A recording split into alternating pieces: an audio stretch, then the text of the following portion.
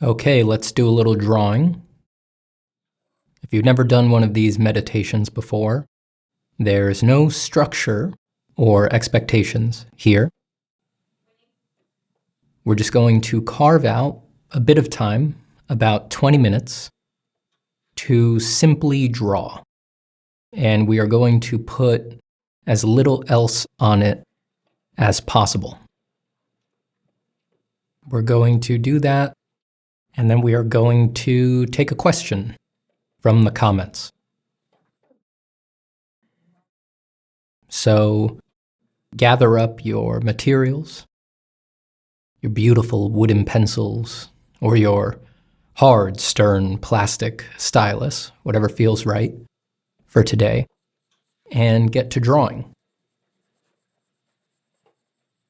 It doesn't really matter if you want to draw something new or if you want to keep working on something that you already have in progress. No matter what you're working on, the questions that can arise when creating your art will be the same or similar. And you can do the same important work by taking close note of your reactions to those questions and impulses that arise.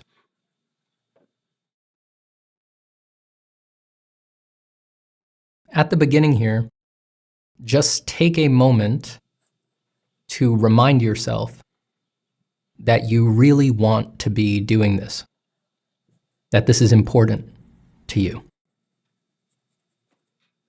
Not everybody needs this little reminder, but a lot of people do.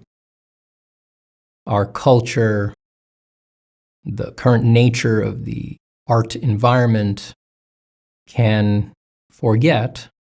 Forgetting is putting it charitably, but let's say they forget to encourage us to be creative, to make work, and to honor the creative impulse that we as artists have. So sometimes we just need to remind ourselves. And remember that it doesn't matter what kind of work you do. It's not really about what's in the art. What matters is that it is important to you.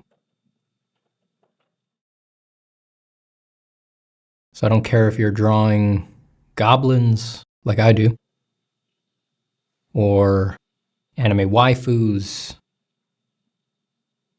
or furry something. If it's important to you, it's important. And it doesn't matter what anybody else thinks,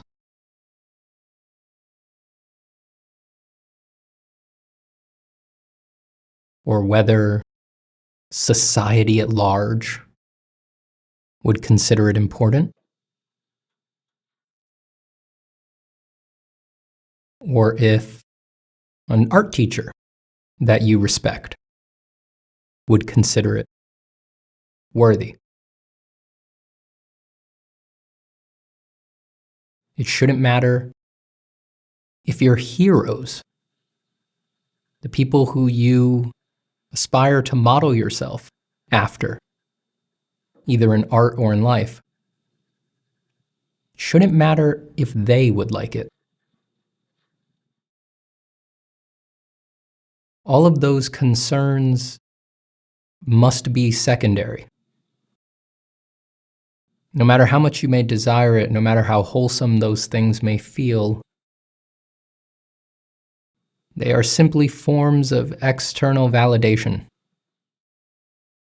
that you probably cling to because internal validation is thin on the ground. That is the problem we need to fix first.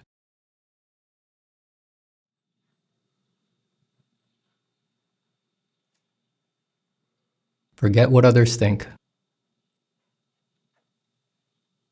Just as you begin to sketch, as you begin to throw some lines, or as you continue to work on something that you've been poking at for a while, just take a moment to intentionally remind yourself that you find this important and that that is enough.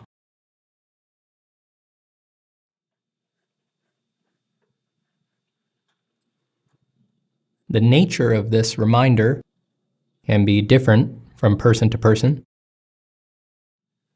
Maybe you speaking it to yourself linguistically in your head or out loud.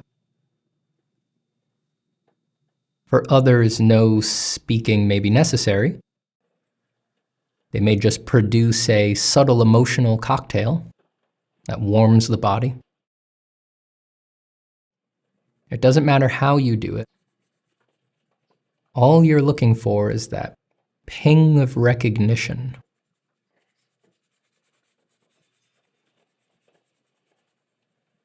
You're just looking for the moment of intent, of sincerely,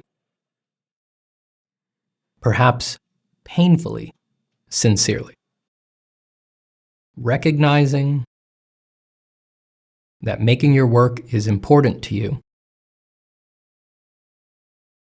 accepting that, and indeed maybe recognizing that your work is one of the most important things in your life. Just honor that internally for a moment.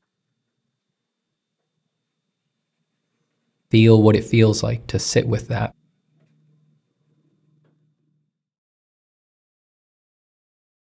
You may go the whole rest of your day ignoring that or forgetting about it.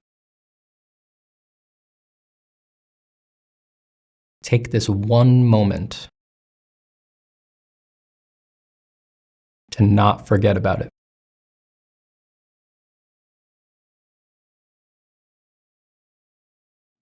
And then just draw.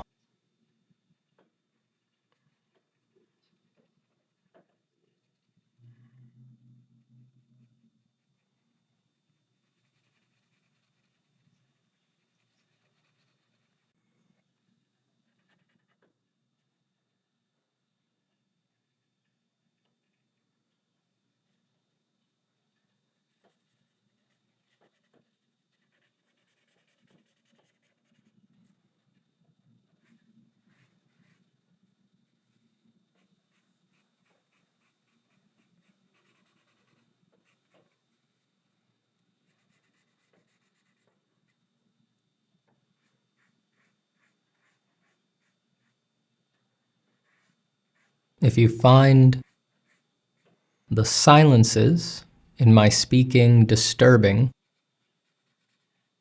ask yourself why.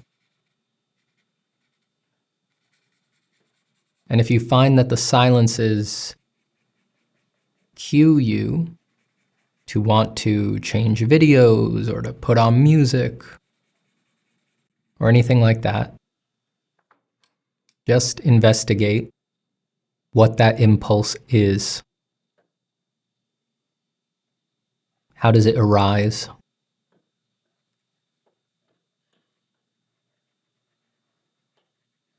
Do you want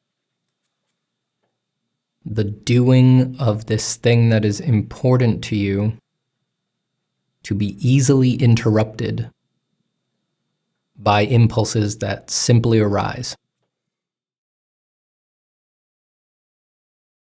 Take your discomfort with silence as an opportunity to learn something and sit with it.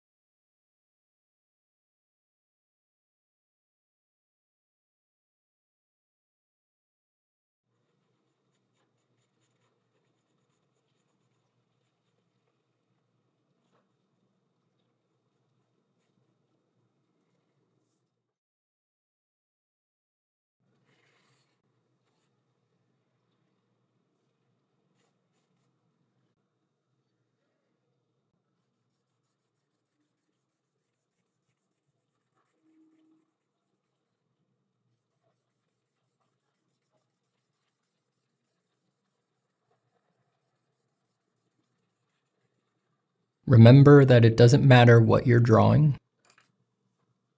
It could be profound, it could be crass, it could be cute, it could be scary, it could be erotic, it could be prudish. It doesn't matter. Not in this space. All that matters is that you wanted to do it. That it was important enough for you to invest your spare time on this planet in doing it.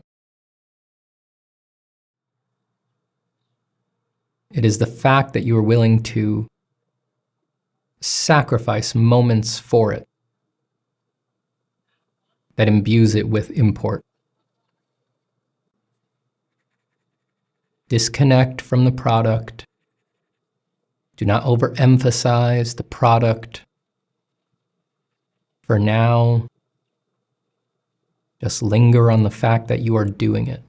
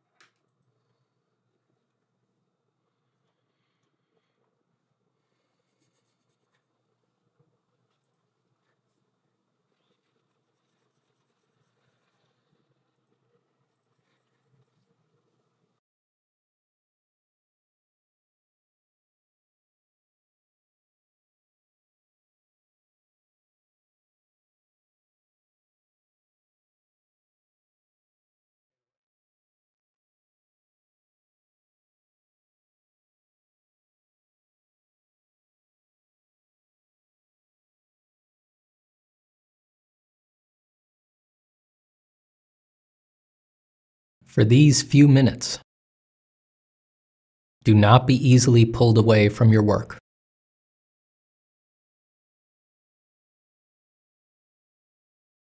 You may think, well, I can't do that. I have calls I need to pick up, emails I need to look at. There's emergencies I need to be available for. That's fine. What if for just these 20 minutes, it is not easy to distract you from your work? And after these 20 minutes, for the rest of the day, it is easy to pull you away.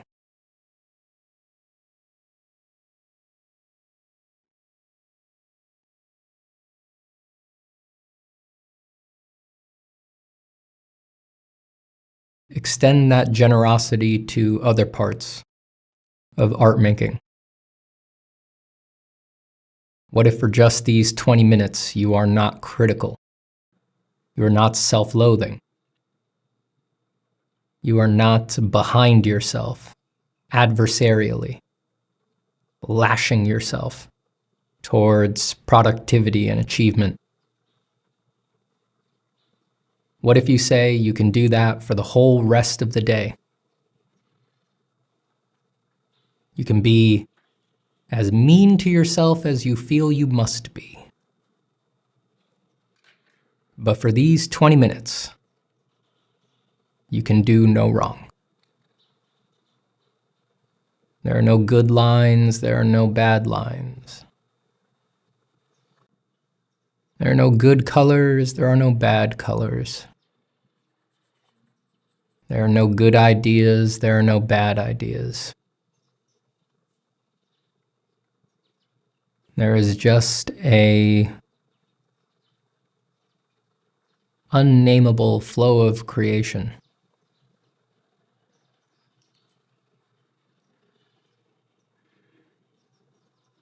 It is not done to make one more productive later.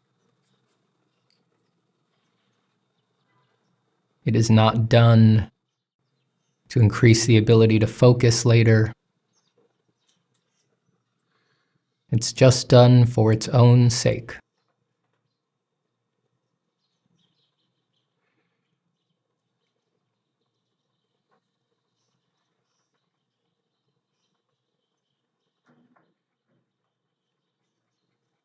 It is a celebration of how you do not need a good reason to celebrate.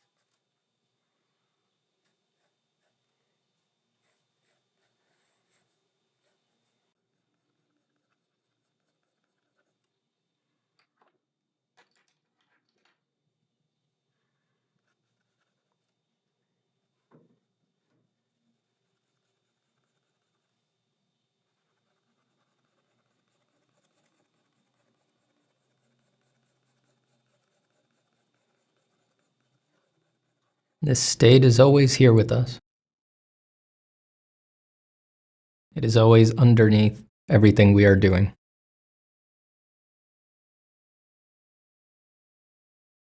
Just take these few minutes to consciously connect with it.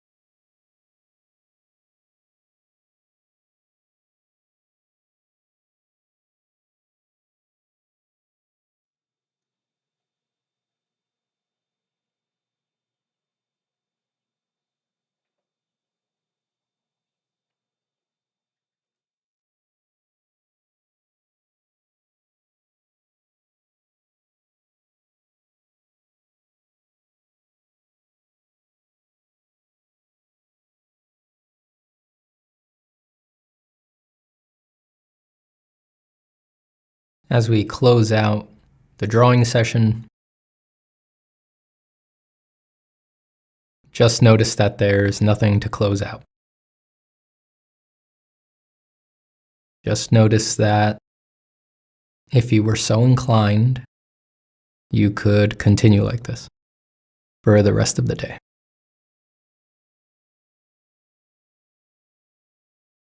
Okay, now let's take a minute to look at a question from a comment in a previous video. So Oliver Spin says, "Hey Steven, your message is empowering, but I'm conflicted about the Atelier model's study-only life for a long time to build the skills to do your creativity justice concept. How do I square these seemingly opposed points of view? It sounds good to do academic drawing only at first. It also sounds good to spend 90% of my time drawing what I want. Thoughts?" Thank you, Oliver. I do land squarely in the camp that your creativity is more important than your skills. And I think the idea of foregoing exploration of your creative ideas until you have reached an arbitrary skill level, I don't agree with that. I don't think it's necessary or useful. And I've only seen it do damage to people for the most part. The people that I do know personally who have tried to do that, they never, what they imagined would happen at the end, where they have sort of achieved the incredible skills, and then the day it finally gets rubber stamped either by their own internal critic or their teacher at the atelier, the day after, where perhaps maybe for years they have been waiting for this day to finally begin the creative endeavors that they dreamed of, now having earned the right to do so with their incredible skill, invariably that day comes and they crumble, they fall apart. And I think that when you pull back, it's obvious why that happened. They never built the habit of actually being creative. They only built the habit of producing the studies that would please their teachers or that would appease their internal critic. And they panic. They either give up, or what is more commonly done is they force their process to be as close to the studies they have been doing for years as possible, even if that was never the original intent. So let's say this is totally hypothetical, but let's say what got them into wanting to be great at art was that they wanted to make an incredible graphic novel that they drew intuitively and impulsively from imagination. And they heard all these things, read all these things that said, well, if you want to do that well, you need to do this atelier method, you need to study life, you need to be able to replicate life perfectly. And then once you can do that, then your imaginative drawings will be good. That fails, it does not work. And then their only recourse, because they have all this sunk cost where they just spent the past, 4 to 10 years doing nothing but studying life and working from reference and working from the live model, is they say, well, this wasn't my original intent, but the chips are down here, so I guess I just have to have a reference photo for every single frame of my comic. And then they make a comic that doesn't look anything like what they had envisioned making with their raw creativity all those years ago. That can be extremely heart-wrenching, and it just creates all these new problems. All of this could have been avoided if they went to the atelier and on the side never gave up on making the comic. I'll generalize now to the advice that I repeat ad nauseum here. There should never be a point in your artistic education where you are not attempting the pictures that you dream of making. The pictures part can be as broad as you think. If you want to make single images, paintings, drawings, it's that. If you want to make animations, it's the animations. If you want to make comics, it's making the comics, right? I don't think there is any good reason to ever stop that, to go do a bunch of abstract exercises that, yes, will improve your draftsmanship, but are not rehearsing the infinity of things that go into your actual creative product that simply cannot be rehearsed anywhere but the actual creative product. And the only reason that people have trouble with this, find it to be a hard pill to swallow, is just the most boring and classic struggle for an artist, which is that you can't bear to accept that your work doesn't look good. Even if what I'm saying makes sense, the barrier will always be that when you look at your comic, when you look at your pictures that you're doing as a beginner, as an early intermediate, they just won't look as good as you dreamed, as what's in your head. I know that hurts. But our relationship to that is all backwards. I want to remind you, they're not supposed to look good. You're a beginner. The pain that will drive you away from the drawing board is based on this narrative, this story that you tell yourself that you are supposed to be good, that you're not supposed to make the pictures unless they're good. People seem to experience it as morally wrong almost. There's something morally wrong about making the art and it not looking good. This state of mind is utterly contingent. It's just conditioned by society's failures, traumatic memories of a strange glance that a friend gave you in grade school. Whenever I scratch on these things with any artist, it invariably, it always comes back to basically childhood nonsense. Just first exposures to people's reactions to their creative output. Some people dodge it. Some people either have a different relationship with those events, or they didn't land, or they never had those events, which I find a little hard to believe, but surely there's got to be some people out there for whom those events never occurred. And they're the ones who seem to excel in their progress, and a lot of it is because it never even occurred to them that they would get sidetracked from their actual creative desire, from their actual creative vision. And the idea of studying and practicing just falls naturally into place for them because they automatically put it where it belongs, as a secondary thing, as a subdominant thing, as a subordinated thing, with their vision being first and their skill building being secondary. I've come to this conclusion not because I was one of those people for whom it naturally happened that way. I was a skill-obsessed fool of an artist for most of my training.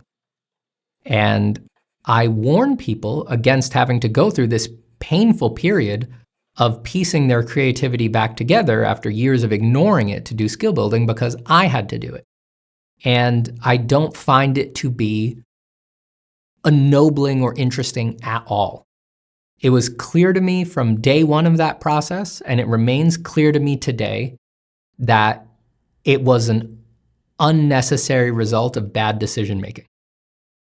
And I resist the idea that that is how it's supposed to go, that, you know, a true gritty artist, well, yes, they would withhold their satisfaction until such time that they have achieved the skills of Sargent and Bouguereau. Go fuck yourself. Nonsense. Absolutely irrational. You have no evidence for that. You can't prove that's actually the way it's supposed to go. You're just pulling this out of nowhere. So don't do it. Always, always, always, from day one to year 50, always be attempting regularly the pictures that you dream of making. If you have not been doing that, it doesn't mean that you'll never be able to. You will probably have to go through a process of rebuilding that habit. But for those who have the benefit, the luxury of being early on in the path or being at a fork where they can make some decisions about how they're going to practice, yes, you should always be making your pictures. All right. Thanks again, Oliver. And if you have a question that you would like answered on a future drawing meditation, leave it in the comments below. And I will read through them the next time I record one of these and pick out something that I think will be useful for everybody. Okay. Thank you for drawing today.